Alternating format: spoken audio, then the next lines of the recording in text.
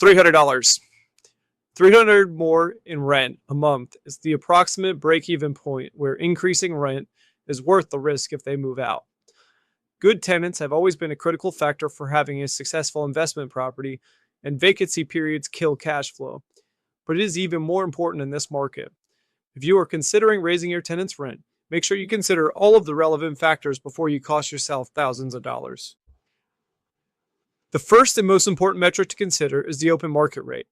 What is the open market rate if your tenants declined your rental increase and moved out? How does their current rate compare to the open market rate? Are the tenants paying close to the market rent or well below it? How long have your tenants been there? When was the last time you increased the rent and by how much? If they are below market for the area in that property or haven't had a substantial increase recently, they are far more likely to accept an increase. Then consider the lost revenue from the vacancy period if they did move out.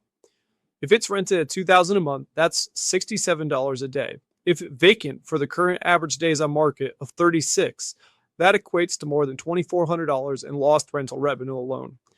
Now consider the unit turn cost. Average is $2,200, but depending on the tenancy period, that number could be much, much higher. For example, if your tenants have been there for 5 years, you will likely need new paint. What about a decade-long tenancy?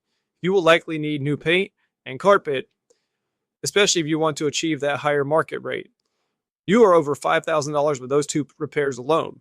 Lastly, are they good tenants? You can't put a price on a good tenant, especially one that takes care of the property and pays rent on time.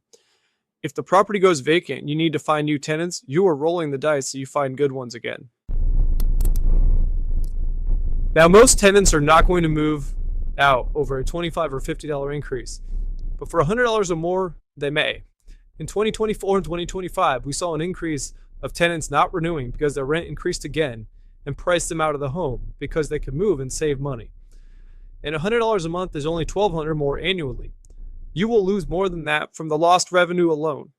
So it's important to analyze all of the relevant factors and not solely the current rental rate when you are deciding whether or not to increase rent and by how much, as that is only one of many factors that should be considered. Remember, good tenants save you money, so don't price them out of your rental property and cost you money.